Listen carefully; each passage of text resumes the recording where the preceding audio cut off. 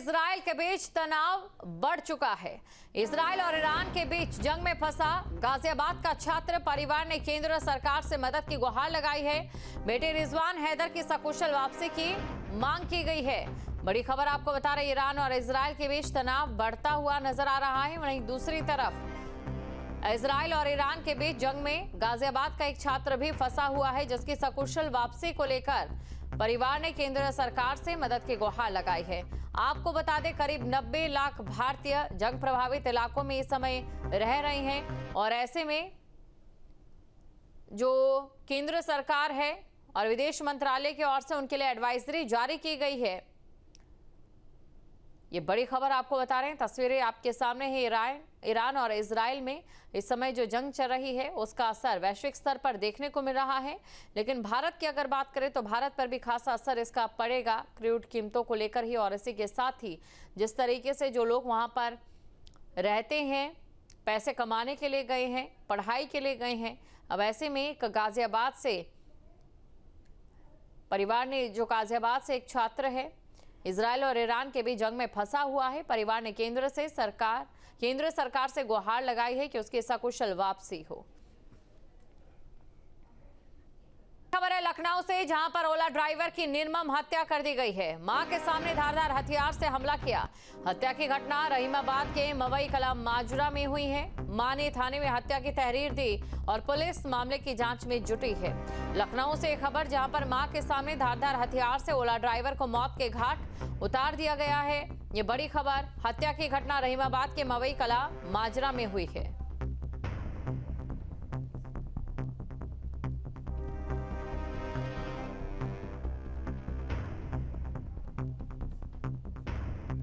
मां के सामने धारदार हथियार से हमला किया।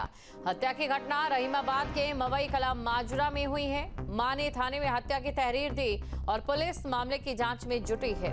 लखनऊ से खबर, जहां पर मां के सामने धारदार हथियार से ओला ड्राइवर को मौत के घाट उतार दिया गया है। ये बड़ी खबर, हत्या की घटना रहीमाबाद के मवई कला माजरा में हुई है।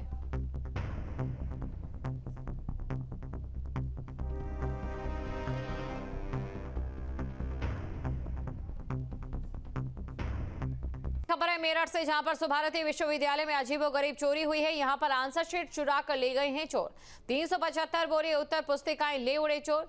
13 मार्च को स्टोर रूम में रखी गई थी ये उत्तर पुस्तिकाएं। बड़ी खबर आपको बता रहे हैं मेरठ से, जहां पर सुभारती विश्वविद्यालय में एक अजीबोगरीब चोरी का मामला सामने आया है। यहाँ पर आंसर शीट चुरा कर ले गए चोर। तो आंसर शीट चुरा कर ले गए हैं चोर। ये बड़ी खबर आपको बता रही है, चोर यहाँ पर आंसर शीट चुरा कर ले गए। 375 बोरे आंसर शीट को चोरों ने चुरा लिया। तो सुभारती विश्वविद्यालय में अजीबोगरीब चोरी का मामला सामने आया है।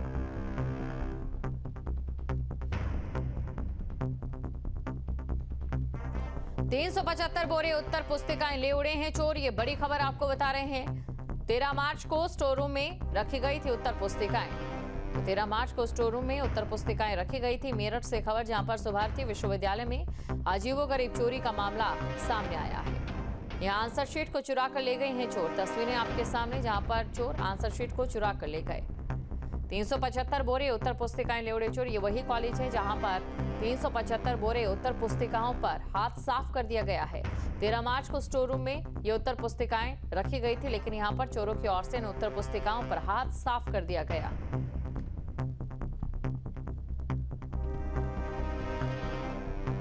तो आंसर शीट चुरा ले गए हैं चोर। अब इस मामले में जाहिर तौर पर तफ्तीश में कई चीजें निकलकर सामने आएंगी कि आखिरकार चोरों का मकसद क्या था। 375 बोरे उत्तर पुस्तिकाएं यहां पर चोर चुरा कर लेकर जाते हैं।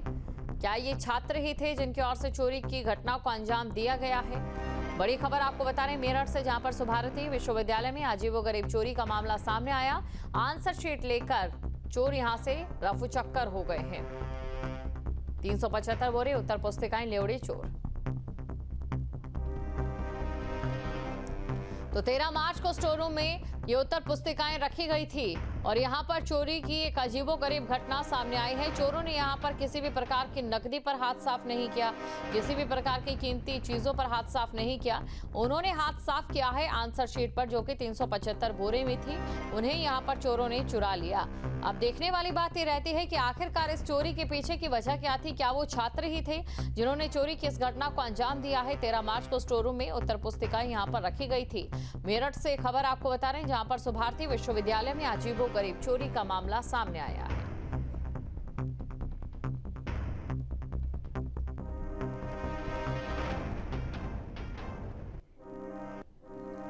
और यूपी के कई जिलों में आंधी, बारिश, ओलावृष्टि और वज्रपात को लेकर सीएम योगी ने संबंधित जनपदों के अधिकारियों को पूरी मुस्तैदी से राहत कार्य संचालित करने के निर्देश दिए।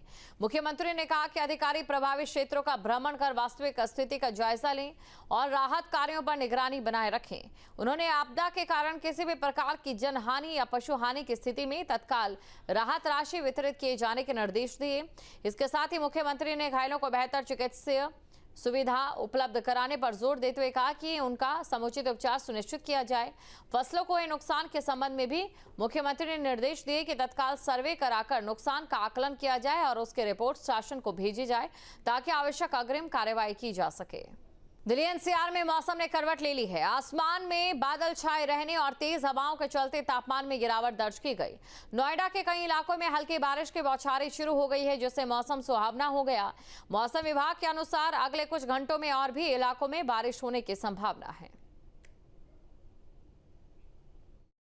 दिल्ली एनसीआर सहित पूरे उत्तर भारत में कड़ाके की गर्मी से लोगों का जीना मुहाल हो रखा था। दिल्ली एनसीआर की बात की जाए तो तापमान 45 डिग्री के आसपास था, लेकिन जो तपन है वो 50 डिग्री के आसपास महसूस हो रही थी। इस गर्मी से आज थोड़ी राहत मिलती नज़र आ रही है। नोएडा की तस्वीर हम आपको दिखाएं तो तेज़ हवाएं आज सुबह से चल रही हैं और आसमान में पूरी तरीके से बादल छाए हुए हैं। हल्की हल्की बूंदाबांदी है वो भी शुरू हो चुकी है। मौसम वैज्ञानिकों का कहना है कि आज दिन भर इसी तरीके का मौसम रहेगा और लोगों को गर्मी से काफ़ी राहत मिलने के आसार नज़र आ रहे हैं।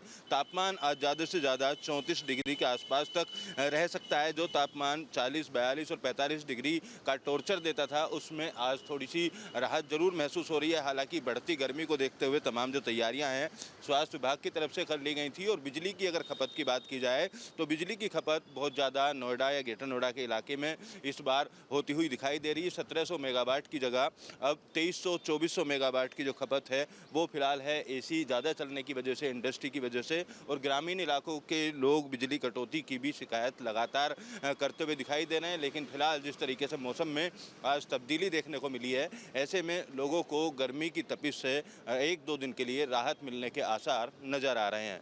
वीडियो जर्नलिस्ट जयराम यादव के साथ अमित चौधरी, न्यूज स्टेट नोएडा। जहां भक्ति है हर शब्द में, कथाओं में छुपे हैं दिव्य रहस्य और ज्योतिष देता है जीवन को दिशा। धर्म से जुड़ी हर बातों को जानने के लिए हमारे चैनल स्तुति को सब्सक्राइब करें। चैनल पर जाने के लिए इस लिंक पर क्लिक करें।